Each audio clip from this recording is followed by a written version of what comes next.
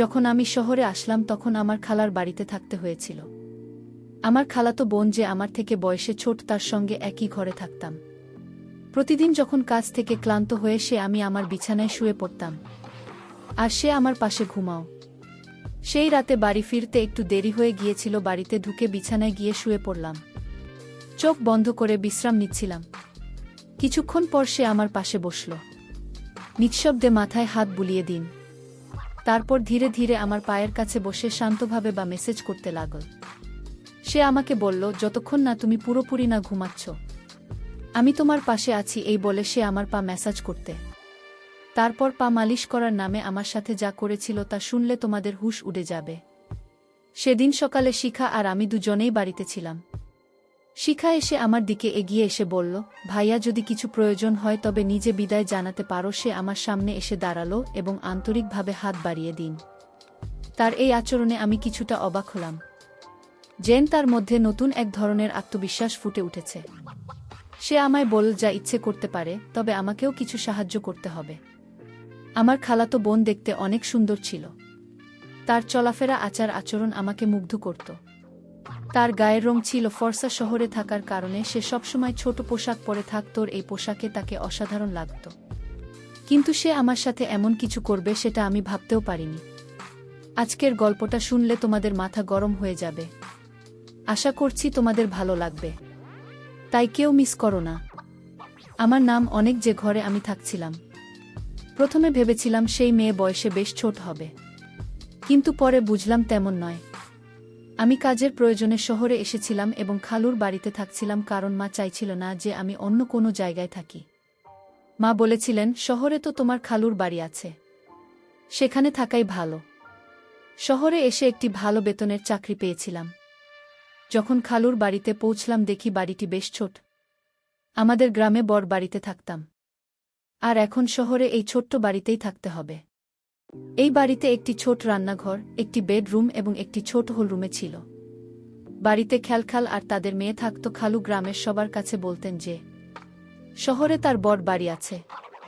তাদের মেয়ে শিখা এখন 14 বছর বয়সে, স্কুলে পড়ছে। শিখাকে নিয়ে আমার কিছুই জানা ছিল না।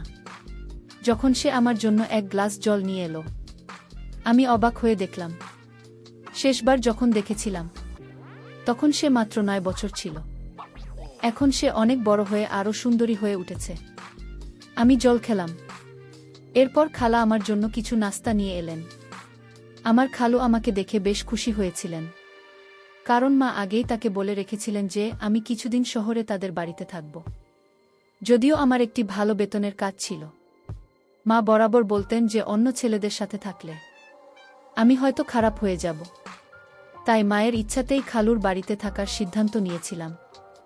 যখন আমার খালাতো বোন শিখা আর আমি প্রথম দেখা করলাম, সে আমাকে দেখে কিছুটা চুপ ছিল। খালু খালার বাড়িতে একটা ছোট ঘর ছিল শিক্ষার জন্য, আর খেলখাল নিজের ঘরে ঘুমাতে। আমি খালি ওকে বলেছিলাম মাঝে মাঝে আমার কাজ করতে দেরি হয়ে যায়, তাই একটু আলাদা ঘরের দরকার। তাহলে বললেন আমি যেন শিখ আর ঘরে থাকি। শিখা কিছু দিনের জন্য হলে চলে গিয়েছিল, আর আমি তার ঘরে থাকছিলাম। কিন্তু কয়েকদিন পর শিখা বলল যে হলে তার ঘুম ঠিকমতো হচ্ছে না, তাই আবার ঘরে ফিরে আসলো। এরপর থেকে এসে আমার পাশে ঘুমোতে লাগল। শিখা দেখতে সুন্দর আর তার বয়সও বাড়ছে। খালুর বাড়িতে থাকতে থাকতে 1 মাস পার হয়ে গেছে, আর এই সময়ে শিখা আমার অনেক কাছের মানুষ হয়ে উঠেছে। আমরা মাঝে মাঝে অনেক রাত পর্যন্ত জেগে গল্প করতাম। আমরা বিভিন্ন বিষয় নিয়ে গল্প করতাম। আমার বিষয় জানার তার ভীষণ আগ্রহ ছিল, যা আমাকে বারবার ভাবিয়ে তুলেছিল। সে সবসময় আমার কাছাকাছি থাকতে চাইত। মাঝে মাঝে খাল আমাদের গল্প করতে দেখতেন, কিন্তু তেমন কিছু বলতেন না, কারণ খাল আমাকে ভীষণ বিশ্বাস করতেন। এক রাতে আমি দেখি শিখা তার ফোনে কিছু দেখছে। কৌতূহলবশত আমি তার ফোনে উকি দিতে গিয়েছিলাম, কিন্তু সে সঙ্গে সঙ্গে ফোন বন্ধ করে দিল। তখন আমি তার কাছে ফোনটি চাইলাম, কিন্তু সে ফোন না দেওয়ার জন্য অনুরোধ করুন। আমি কিছু না বলে একদিকে ফিরে শুয়ে পড়লাম, কিন্তু কিছুক্ষণ পর তাকে দেখেছি ঘুমিয়ে আছে। শিখার ফোনটি তার মাথার পাশেই রাখা ছিল, তাই আমি আস্তে করে ফোনটি হাতে নেওয়ার চেষ্টা করলাম। সেই সময় শিখা পাশে ফিরল। আমি দেখি তার মুখে একটা মৃদু হাসি, যা দেখে বুঝতে পারলাম সে আসলে ঘুমায়নি। তাড়াতাড়ি ফোনটি হাতে নিয়ে খুলতে গিয়েছিলাম, কিন্তু ফোনটি লক ছিল। শিখা তখন হাসছিল। বুঝলাম হয়তো সে আগে থেকে সব জানত। কিছুক্ষণ পর আমি চুপচাপ ঘুমিয়ে পড়লাম। এরপর কিছুদিন কেটে গেল, আর আমার মাসের বেতনও এসে গেল। খালুর বাড়িতে নিজের বাড়ির মতোই মনে করে। শিক্ষার জন্য একটি নতুন পোশাক, খালুর জন্য ফরমাল পোশাক, আর খেলার জন্য একটা সুন্দর শাড়ি কিনে বাড়ি ফিরলাম। আমি শিক্ষার জন্য কিছু জিনিস কিনে নিয়ে আসলাম, যা দেখে খালা খুব খুশি হলেন। শিখা এখন আমার সঙ্গে আগের চেয়ে অনেক কথা বলতে শুরু করেছিল। এমনই এক রাতে আমি জল খেতে উঠে দেখি শিখা আমার পাশে নেই। ঘরের দরজাটা খোলা ছিল। বাইরে গিয়ে দেখি রাত তখন 2টা বাজে। শিখা হলে পর্দা সরিয়ে কিছু দেখার চেষ্টা করছে কৌতূহলবশত। আমি তার পিছনে দাঁড়িয়ে দেখার চেষ্টা করলাম যে সে এত রাতে কি দেখছে। শিখার পাশে দাঁড়ালাম। আমি বললাম, শিখা, এটা ঠিক নয়। রাতে মা বাবার ব্যক্তিগত সময় উকি মারা মোটেই সঠিক নয়। শিখাকে এভাবে দেখায় আমার একটু বিরক্ত লাগল, আর সে দ্রুত ক্ষমা চেয়ে উঠল। ভাইয়া, দয়া করে এই বিষয়টি নিয়ে কাউকে বলো না। আমি আর কখনো এমন কিছু করব না। আমি কিছু বুঝতে পারিনি। আসলে শিক্ষার ভুলটা হয়তো খুব বেশি ছিল না। খেলার মেয়েটা বড় হয়ে উঠেছে, আর তাদের এখন কিছুটা ব্যক্তিগত পরিসর দরকার। পরের দিন আমি খালি ওকে বললাম, খালু আসার সময় এসেছে। আপনি একটা বড় বাড়ি কেনার কথা ভাবেন। আমি কাল ওকে বললাম, এখন আমাদের শিখা বড় হচ্ছে, ওর নিজের একটা আলাদা ঘর দরকার। আপনাদেরও বড় বাড়ি হলে সবার জন্য ভালো হবে। খেলো বললেন, 3জন মানুষের জন্য বড় বাড়ি দরকার নেই। তুমি এসে চতুর্থ হয়েছে, কিন্তু আমাদের এখনো কোনো অসুবিধা হচ্ছে না। তাহলে বড় বাড়ির প্রয়োজন কেন?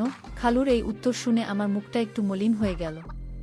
ঠিক তখনই আমার ফোন বাজে। ফোনে মা ছিলেন। মা বললেন, আমি তোমাকে একটি মেয়ের ছবি পাঠিয়েছি, দেখো তো তোমার কেমন লাগে। আমি মাকে জানালাম মেয়েটি দেখতে বেশ ভাল লেগেছে। মা এতে খুশি হয়ে জানালেন 20 দিনের মধ্যে বিয়ের ব্যবস্থা করবেন। 20 দিন পর আমার বিয়ে হয়ে গেল। কিছুদিনের ছুটি কাটিয়ে আমি আবার কাজের জন্য শহরে ফিরছিলাম। তখন মা বললেন, তোমার স্ত্রীকে সঙ্গে নিয়ে যাও। এরপর আমি আমার বোন তানিয়াকে নিয়ে শহরে চলে এলাম। প্রথমে আমরা খালুর বাড়িতে উঠলাম। শিখা তখন তার ঘর ছেড়ে বাবা মায়ের সঙ্গে হোলঘরে ঘুমাত। আমাদের ঘরটি আমার তানিয়ার জন্য ছেড়ে দিল। তানিয়াকে নিয়ে শহরে আসার দ্বিতীয় দিন পার হয়েছিল। এরপর হঠাৎ এক রাতে কিছু অপ্রত্যাশিত ঘটনা ঘটে। আমি যখন আমার স্ত্রী তানিয়া পাশে নিয়ে ঘুমাচ্ছিলাম, হঠাৎ দেখি হোল থেকে উকি দিচ্ছে। তাকে দেখে আমি দ্রুত তানিয়ার পাশ থেকে উঠে বসলাম। আমাকে উঠতে দেখে সে চুপচাপ সরে গেল। তখন আমি ভাবতে লাগলাম, যদি তানিয়া এই শহরের পরিবেশে মানিয়ে নিতে পারে, তাহলে আগামী মাসে আমরা আলাদা থাকার জন্য একটি ঘর খুঁজে নেব। কারণ আমি শহরে আসার পর থেকেই আমার খালাতো বোন আমাকে বিশেষ নজরে রেখেছিল। কিন্তু জানি না কেন, কিন্তু 5 দিনের মধ্যেই তানিয়া শহরটিকে অপছন্দ করতে শুরু করল। সে বলল, আমি এখানে বেশি দিন থাকতে পারবো না। গ্রামে থাকার অভ্যেস আছে আমার, এখানে জল, এখানে বাতাস, কিছুই আমার ভালো লাগছে না। হঠাৎ করেই তানিয়ার শরীর খারাপ হতে লাগল। অনেক দিন ধরে শহরের জলে আমার কোনো সমস্যা হয়নি, কিন্তু তা নিয়ে আর শারীরিক অবস্থা খারাপ হতে শুরু করল। তাই সে গ্রামে ফিরে যেতে চাইল, আর আমি তার শারীরিক অবস্থার কথা ভেবে তাকে গ্রামে পাঠিয়ে দিলাম। এরপর আমি খালার বাড়িতে একাই থাকতে শুরু করলাম।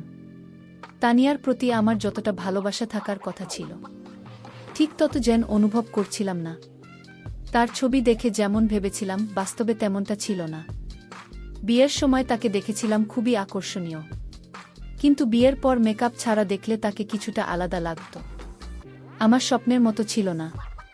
তবে সে অনেক ভালো এবং নির্ভরযোগ্য, তাই ওর সঙ্গে জীবন কাটানোর সিদ্ধান্ত নিলাম। তানিয়া গ্রামে চলে যাওয়ায় আমার জন্য পরিস্থিতি একটু স্বাভাবিক হয়ে গেল। আমি শহরে কাজ করছিলাম, আর একা থাকার জন্য আলাদা খরচ করার প্রয়োজন মনে করিনি। মায়ের ইচ্ছাতেই খালুর বাড়িতেই থেকে যেতে এমন হলো ভালো। তা নিয়ে যাওয়ার পর 3 দিনের ছুটি নিয়ে বিশ্রাম নিলাম, কারণ কাজের চাপে বেশ ক্লান্ত হয়ে পড়েছিলাম। ছুটির দিন সকালে খালু তার কাজে বেরিয়ে গেলেন, আর খালা ও প্রত্যেক দিনের মতো তার অফিসে চলে গেলেন। সেদিন সকালে শিখা আর আমি দুজনেই বাড়িতে ছিলাম। নাশতা করার পর আমি আমার ল্যাপটপ নিয়ে শোবার ঘরে যাচ্ছিলাম। ঘরের দরজায় কোনো খবর ছিল না। এই দরজা সবসময় খোলা থাকত। হঠাৎ শিখাকে দেখলাম। তখন ভাবলাম কোথায় আমার শ্যামলা তানিয়া বউ, আর কোথায় শিখা, দুজনের মধ্যে যেন একেবারেই মিল নেই।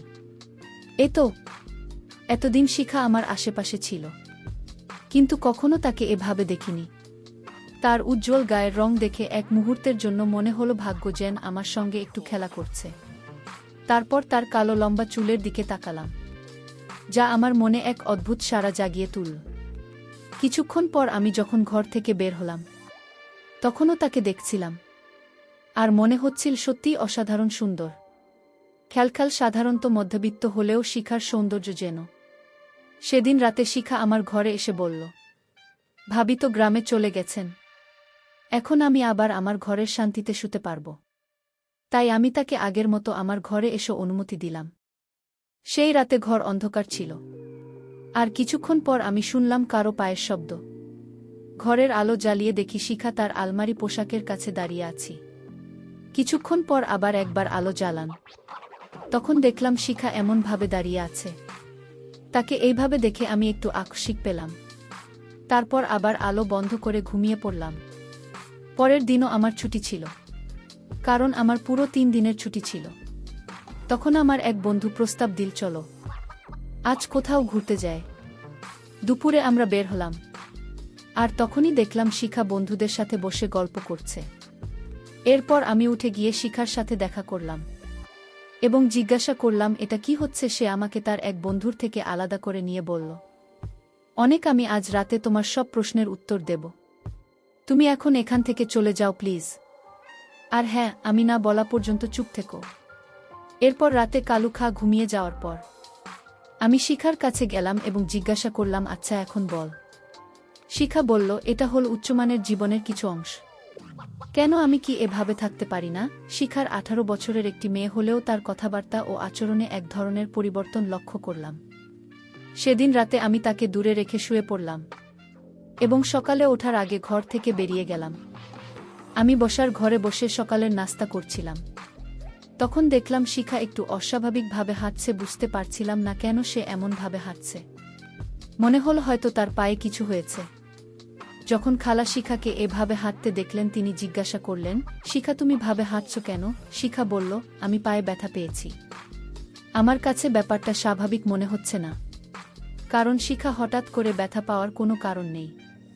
আমি সেভাবে বললাম, তোমার পায়ে কি হয়েছে? শিখা বলল, পরে বলবো। আসলে শিখার পায়ে কোনো ব্যথা ছিল না, সেটা তার অভিনয় ছিল। রাতে যখন শুতে গেলাম, শিখা তখন পায়ের ব্যথায় কান্না করতে লাগল। আমি বললাম, আমি তোমার পায়ে মালিশ করে দেয়, তাহলে হয়তো তোমার পায়ের ব্যথা কিছুটা হলেও কমবে। সে বলল, ঠিক আছে। আর শিখা আমার কাছ থেকে এটাই চেয়েছিল। আমি শিখাকে যখন পায়ে মালিশ করে দিচ্ছিলাম, সে তখন বলল, আর লাগবে না, আমার ব্যথা কমে গেছে। আমি বললাম, যতক্ষণ পর্যন্ত তুমি না ঘুমাচ্ছ ততক্ষণ পর্যন্ত আমি তোমার সেবা করব। কিন্তু আমি বুঝতে পারছিলাম যে শিখা আমার সাথে নাটক করছে, আর কিসের জন্য করছে সেটাও আমি খুব ভালো করে জানি। আমি ভাবতে লাগলাম, আজ একটা বিশাল সুযোগ এসেছে। আজকের সুযোগ কখনো হাতছাড়া করা যাবে না।